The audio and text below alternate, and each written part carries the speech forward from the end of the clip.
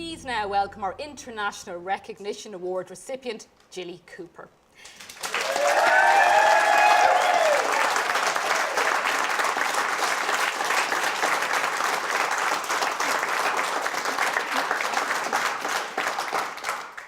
That was good applause. That was lovely. A good welcome. Absolutely lovely, lovely. Now, Jilly Cooper, after such a long career at the top, are you still surprised, still delighted by receiving awards like this?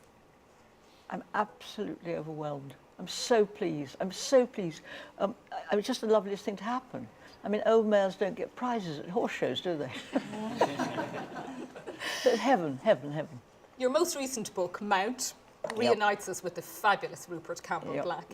But I heard a rumour that you'd done some research in Ireland with Willie Mullins and amongst others to find out more about the horse racing industry here. I did. Talk to me a little bit about that and your connection with Ireland.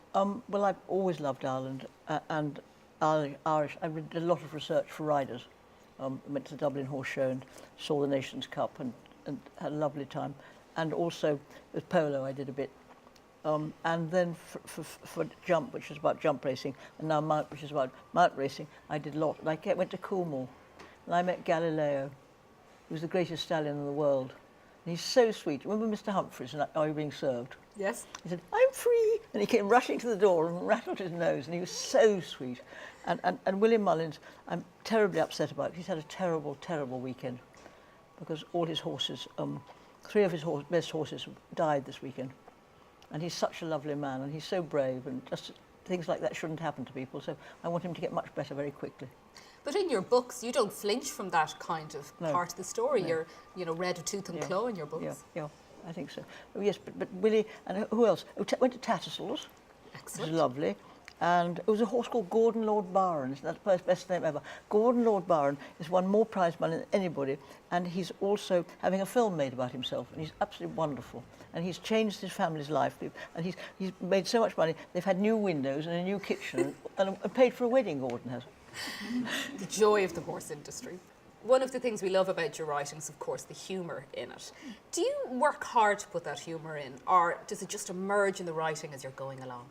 No, I think it's very, very sad, because my darling husband died 3 years ago, and he was the funniest man in the world, and so all his jokes went straight into Rupert. I mean, he was very, very naughty. I remember he said once, Daily Mail said, "What does Jilly wear in bed?" And he said, "Dogs mostly." And then he says, naughty thing. He said, "And whenever I reach over in bed for something furry, I get bitten." I had wondered if there was much of Leo in Rupert Campbell-Black. Well, I don't think physically, because Rupert's a sort of gorgeous Nordic blonde, but Leo's just very funny. Now, you have written so much about the TV world as well. You've mentioned the fact that you've written, obviously, about the horse world, classical music. How much research do you do, and how much does it get in the way then when you actually sit down to write the story? A lot. It's a very good question. I do far too much. I took 6 years, 15 years riders took me. And I just sort of rush around. And I've got, for this last book, I've got about 10 notebooks which say, crucial to add, and they don't get added at all. So I mean, I think I'm a journalist, and I think journalists like researching. And it's much easier than writing the book when you're doing research first. You mentioned about Leo, your beloved husband, dying in 2013. It's around the time of his anniversary now. Has this changed you as a writer, do you think, in your approach to writing? I don't know, it's lovely, because I'm not lonely, because I've got lots of characters to write about, so I'm all right, and that helps. I think writers are so lucky too, because in the book, one of the heroines in the last book, Mount, is a carer, and we had wonderful carers from looking after Leo, so that they immediately, writer, I think, write about what they know about, and meeting all these lovely women, they became a character. Now, so many people have written about sex and humour and mixed it all up, but not had your success. What is it about your books, do you think, that have made readers like me flock back time and time again? Sweet thing. Gosh, I'm just very lucky, I think.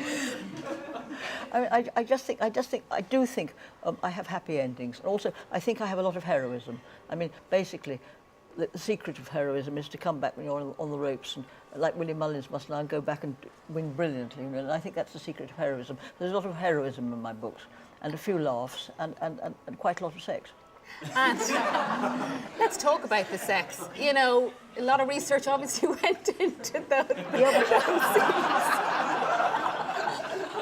Well, I'm so old now, this is the awful thing. I've forgotten how to do it. I won't bother picking up your next book then.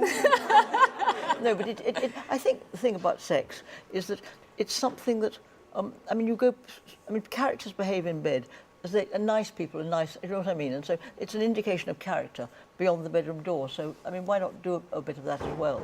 Excellent. Well then, finally, I just want to say thank you. Excellent, that's a good word. I love that word. Excellent. Thank you so much for coming to us this evening. We are so thrilled that So you've am I. accepted this reward. Yeats heard he'd got won the Nobel Prize, and he was so excited, and he said to his wife, let's open a bottle of wine at once. And they went downstairs and there wasn't any wine in the house, so they cooked sausages instead. Isn't that sweet?